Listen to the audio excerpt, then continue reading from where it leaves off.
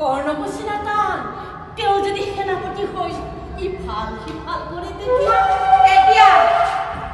গৰ্ভচুক্ত হ'ব ভানো মধ্যাহ্ন বেলা মামা ম্লান নোহে ধৰ্মৰ মহিমা এতিয়াও পুণ্যৱতী শ্যাম বকুণ্ঠৰা হ'ব বাৰু ভূতপুত্ৰ হ'ব বাৰু বিশ্বাস কিন্তু বন্ধু বুলি হক বুলি যাক ভাগৰি লাগিছে মামা হত কুৰুক্ষেত্ৰ হত প্ৰাণ্ডৱ লক্ষ লক্ষ দ্ৰৌপদী নন্দনেও নোৱাৰে চিনিব এই বন্ধুত্বৰ নোৱাৰে চিনিব এই প্ৰীতিৰ বন্ধু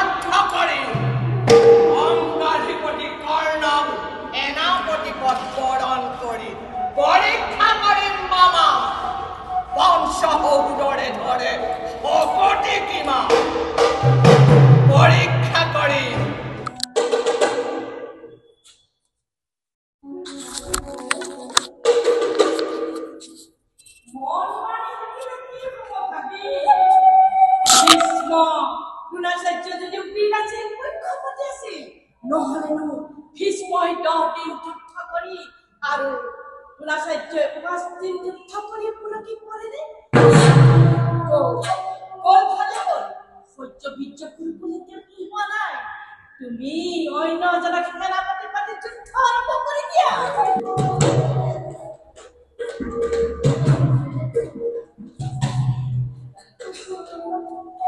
আমাৰ এই মহিলা ভাওনাখন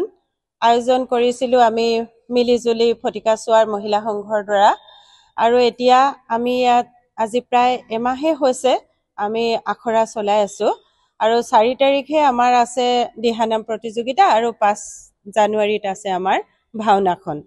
গতিকে আমি মহিলাসকল অতি ব্যস্ত সকলোৱে নিজৰ নিজৰ কামত ব্যস্ত থকাৰ উপৰিও সংস্কৃতি আমি ভাল পাওঁ গতিকে সকলোৱে বহু দূৰ দূৰণিৰ পৰা আহি ইয়াতে গধূলি আমি ভাওনা ৰিহাৰ্সেল কৰিছোঁ মহিলাসকলে একেলগ হৈ নতুন বছৰৰ প্ৰাকখনতে এখনি নাটক মঞ্চস্থ কৰিবলৈ আগবাঢ়িছো গতিকে এই সুযোগতে নাটকখনৰ নাম হৈছে শকুনিৰ প্ৰতিশোধ আৰু মই অৰ্জুনৰ ভাৱত অভিনয় কৰিছো বাদ প্ৰতিবাদ মোক একো নালাগে মুৰাৰী মোক যুদ্ধ লাগে মোক জয় লাগে মোক প্ৰতিশোধ লাগে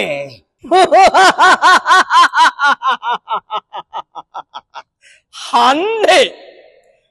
কৌৰৱৰ সন্ধি মাতা পাণ্ডৱৰ হাতে এই সন্ধিৰ কাৰণে যুদ্ধৰ আয়োজন মোৰ নাছিল জননী এই সন্ধিৰ কাৰণে লক্ষ লক্ষ বীৰে প্ৰাণৰ মমতা এৰি প্ৰিয়জন নাই কৰা প্ৰাণদান উন্মাদৰ দৰে মাতা জন্ম মোৰ ক্ষত্ৰিয় কুলত বীৰময় চন্দ্ৰবংশী ৰাজেশ্বৰ সকলৰ লগত থাকি বিৰাট ভাল লাগিছে বহুত ভাল লাগিছে ইমান চেষ্টা কি অথলে যাব পাৰে ইমান পাপ কি এই পৃথিৱীয়ে সহ্য কৰিব পাৰে মোৰ আজন্ম সাধনাৰ সফলতা অদূৰত